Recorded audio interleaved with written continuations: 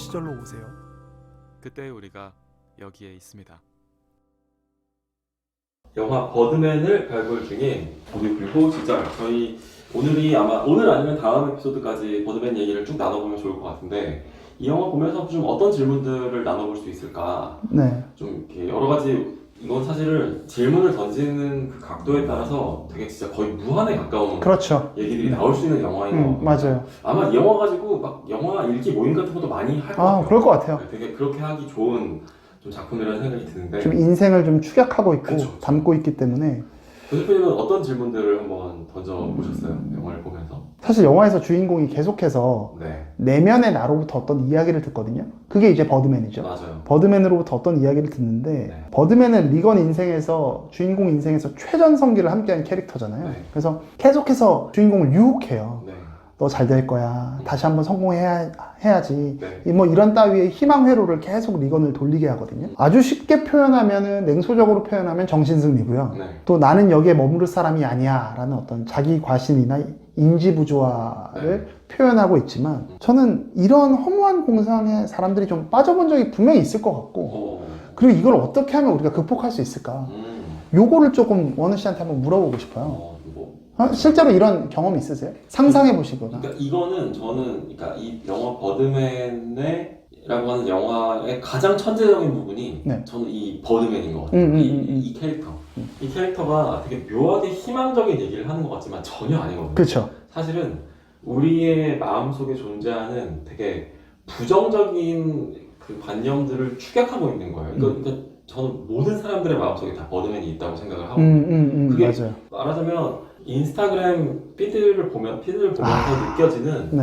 야, 제 인생 좀 봐봐. 너도 저렇게 될 수 있어. 그렇지. 그게 너도 저렇게 될 수 있어가 무슨 희망이나 이런 게 아니라, 그 말 안에는, 그 문장 안에 가로치고 있는 그 의미는, 지금 너의 인생은 저 피드 속에 있는 사람보다 초라해 라고 하는 맞아요. 말인 거거든요, 사실. 그래서 끊임없이 우리가 그런 그 버드맨들과 사실은 하루하루 사투를 벌이고 있다고 저는 생각을 해요. 그래서 매우 설득력 있는 그 욕망의 화신이다, 이거는. 네. 그래서 야, 이거를 이런 방식으로 이렇게 나타내 보여줬다는 게 참 이 영화의 천재적인 부분이고, 리건에게 있어서는 버드맨의 형상을 하고 있지만, 네. 예를 들어서 리건 톰슨이 만약에 진짜로 이 연극에서 큰 성공을 거둬서, 과거의 버드맨 시절보다 더 큰 성공을 거둬서 뭐 미국 연극계를 대표하는 인물이 되면 이 버드맨이 사라질까? 저는 그렇지 않다고 보거든요. 분명히 버드맨이 아니라 다른 형상을 하고 있는 뭐 새로운 모습으로 나타나서 또 이렇게 우리를 괴롭힐 거라는, 그렇죠. 리건을 괴롭힐 거라는 거예요. 그래서 저는 그런 부분들을 상징하고 있는 게 이 영화의 버드맨의 목소리인 것 같아요. 그래서 이건 모든 사람들에게 다 존재하는 그런 거고, 이 영화 버드맨을 보면서 한편에 다른 영화가 생각난 게 있거든요. 이건 사실 조 셰프님도 이 영화를 보시면은 어떻게 생각할까? 궁금하네요. 이게 어떻게 보면은 버드맨을 보고, 이 영화를 만든 사람도 아마 버드맨을 보지 않았을까라는 생각이 들기도 하는데, 물론 뭐 설정상의 유사성이 있다거나 그런 건 아니지만, 괜찮아요 미스터 브래드라는 작품이에요. 네. 이 영화가 뭐 어떻게 보면 이게 뭐 중년의 위기일 수도 있는데, 딱 전에요. 이게 뭔가, 근데 이거는 진짜 더 중년이에요.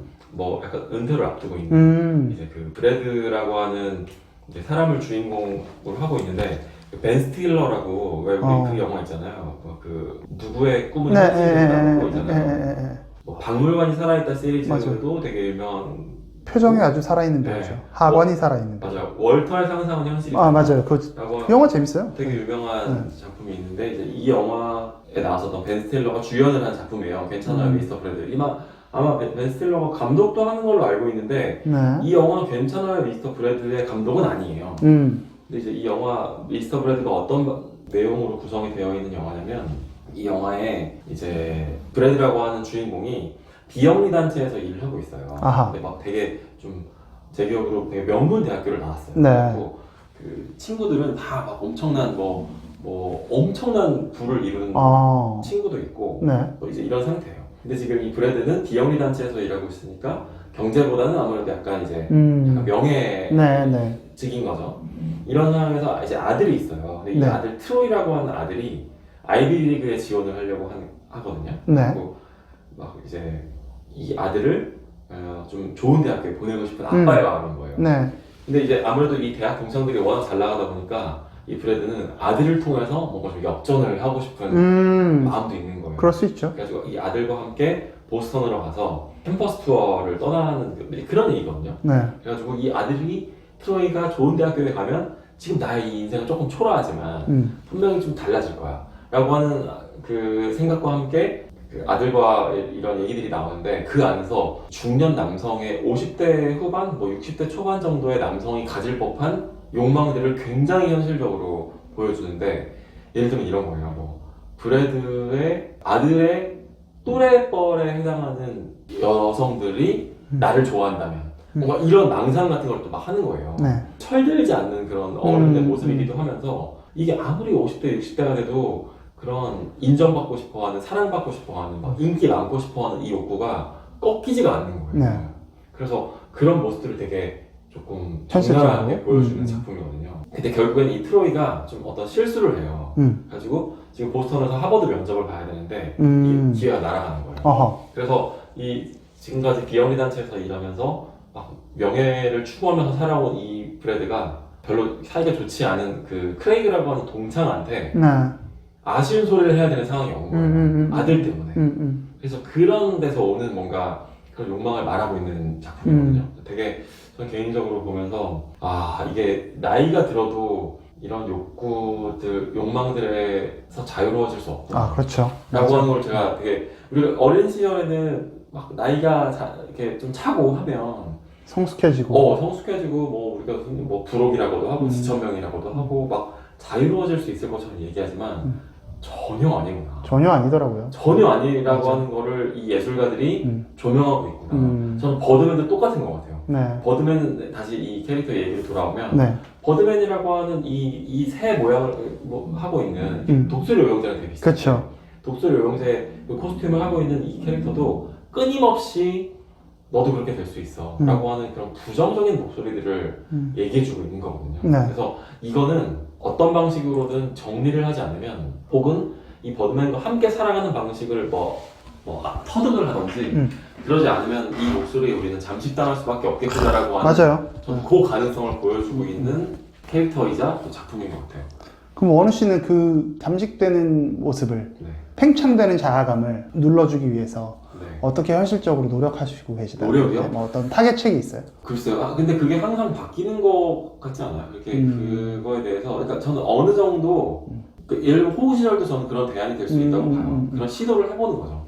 그래서 시도를 하다 보면, 아, 나는 아무리 그래도 뭐 유튜브를 하는 건 좋은데, 저희도 호우 시절 유튜브 채널이 있고 하지만, 그러니까 우리도 그런 인정 욕구에 부응한다는 측면에서 이런 것도 한번 해보는 거죠. 호우 시절도 해보고 또 영상도 한번 해보지만, 그럼에도 불구하고 우리가 우리가 흔히 말하는 뭐 그런 사이버 렉카이리로 갈 수는 없겠구나 라는 그 어떤 바운더리의 경계선을 확인하는 거죠. 그러니까 뭐 사이버 렉커가 뭐 잘못했다거나 뭐 그런 게 아니라 그냥 우리랑은 너무 다르고 기질이 다르구나. 우리가 갈 수 없는 길이구나. 그래서 그 한계점을 확인하면서 우리의 그러니까 나의 영역은 어디인지를 확인해가는 저는 그런 과정인 것 같아요. 그래서 그거를 또 저는 해보지도 않고 또 맞아요.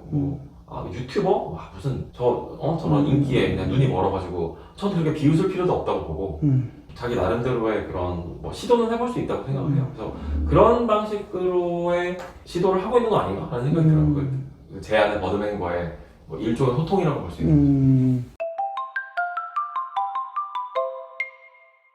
조시프님은 어떠세요? 저는 오늘도 로또 사왔고, 저는 일주일에 한 번씩 로또 사거든요. 아 진짜요? 네. 오. 근데 되게 소액을 사긴 하지만, 원우 씨도 아시겠지만, 의외다. 전 술도 안 마시고, 네.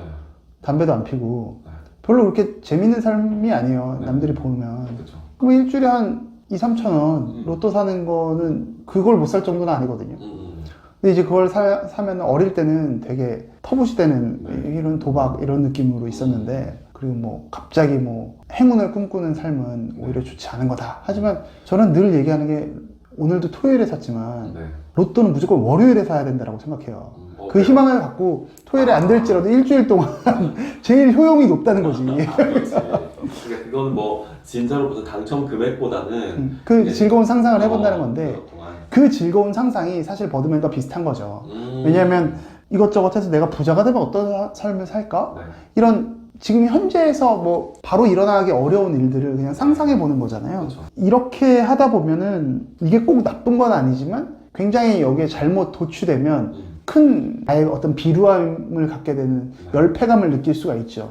이게 아까 원우 씨가 말씀하셨던 뭐 인스타나 SNS 그렇죠. 같은 거 하다 보면 화려한 누군가의 삶을 보면서 순간 나를 돌아봤을 때 난 너무 뭐 비루해 보인다, 초라해 보인다라는 느낌인데 이 장면이 사실 영화 속에서 나온다라고 저는 생각해요. 그러니까 리건이 왜 공중부양을 하고 있을까? 이게 이제 버드맨과의 이야기를 하면서 본인이 굉장히 고무되어 있는 거거든요. 그렇죠. 굉장히 붕 떠 있는 네. 본인인 거죠. 그게 이제 리건의 공중부양으로 전 드러난다라고 생각되는 거고.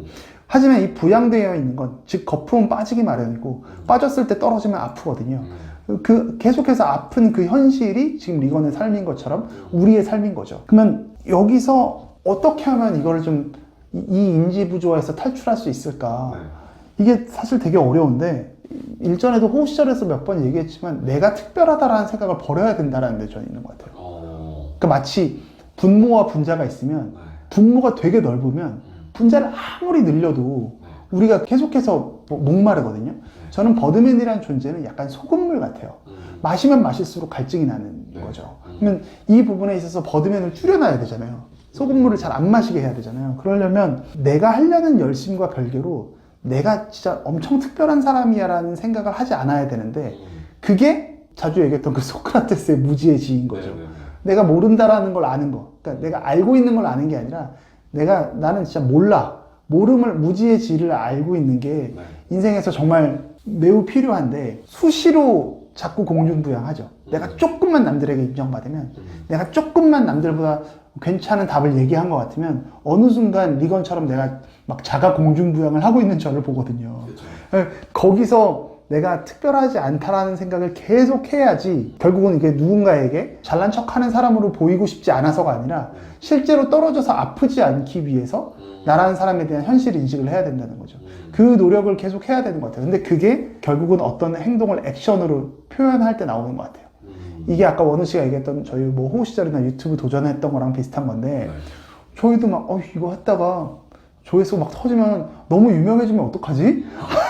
막 그런 거 있잖아요. 우리 5년 전에 처음 시작할 때 아씨 내 목소리를 누가 알아듣으면 어떡하지? 아무도 알아듣지 않고요. 그런 일이 일어나지 않았죠. 그런 일이 일어나지 않고 부업으로도 할 수 없고 점점 예산이 너무 많이 들어간다라는 것 때문에 줄여가고 있는데 거기서 느끼는 내가 아무것도 아니라는 걸 알려면 그거는 관념 속에서 존재하지 않는 것 같아요. 내가 행동할 때 아는 것 같거든요. 내가 행동할 때 원우 씨가 아까 전에 뭐 사이버 레카가 될 수 없다라는 그 기질적 특징을 다시 알아가는 것처럼 우린 이걸 통해서 돈을 벌어올 수도 있겠구나. 그렇지만 우리의 만족이 뭘지 알겠구나를 찾아가는 것 같은 거죠. 너무 큰 꿈을 꾼다라기보다는 내가 지금 하고 있는 내 앞의 즐거움을 찾아 나갈 수 있는 건 관념이 아니라 행동을 통해서 나오는 것 같아요. 근데 그게 그 어떤 면에서 리건 톰슨이 연극을 한 것이 관념 속에서 있는 것보다 훨씬 나은 행동이 될 수 있는 거죠. 그래서 우리는 뭔가를 행동해야 한다라는 생각을 저는 좀 해봤어요. 뭔가를 우리가 좀 잘 파악하기 위해서.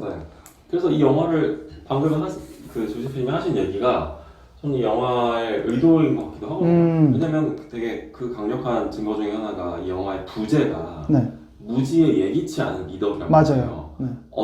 Unexpected Virtue of Ignorance라고 하더라고요. 그래서 뭐 그게 이제 이 영화에서 버드맨 리건이 실제로 무대 위에서 총을 쏴가지고 그쵸. 이제 뭐 코가 날아가죠. 날아가는 거 그런 게 나오는데 역설적으로 그런 과정을 겪으면서 이 연극의 악평을 쏟아낼 거라고 했었던 사람이 되게 찬사를 좋은 평가를 내린단 말이에요. 그러면서 나왔던 그 평론의 제목이 무지의 예기치 않은 미덕이거든요. 말이 좀 어려운데 그러니까 쉽게 말해서 언어 걸렸다는 거예요. 그쵸. 알고 한 게 아니라 맞아요. 알고 한 게 아니라 의도를 전혀 한 게 아닌데 결과적으로는 잘 됐어 라는 거거든요. 너가 그걸 실제로 의도를 하고 한 연기가 아니기 때문에 좋았던 거야. 난 뭐 일종의 비웃음일 수도 있지만 어쨌든 결과적으로는 좋았다는 얘기를 하고 있는 건데 이제 그렇게 시도를 하다 보면 여러 가지 그 연극을 하는 건 뭐 호우 시절을 하는 건 그렇게 시도를 하다 보면 예기치 않은 어떤 그런 게 있을 수도 있다. 결과물들이 나올 수 있다. 그게 뭐 반드시 사람들의 인정이 아니라 하더라도 아까 조시프님이 한 얘기처럼 그냥 네가 누군지를 알 수라도 있을지 모른다 라고 하는 그게 그 무지에 예기치 않은 미덕이 만약에 존재한다면 그것만으로도 나쁘지 않지 않나? 라는 얘기를 저는 이 영화가 좀 넌지하고 있는 것 같기도 하거든요. 그래서 방금 하신 그 얘기가 이 영화의 연출 의도랑도 저는 맞물려 있는 것 같아요.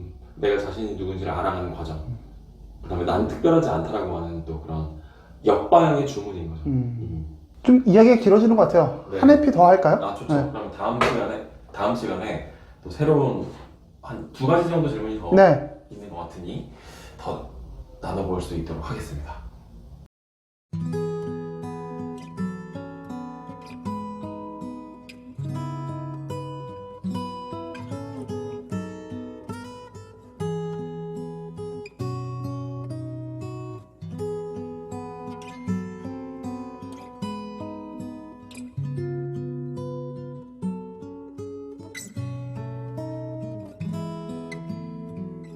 우리의 호우 시절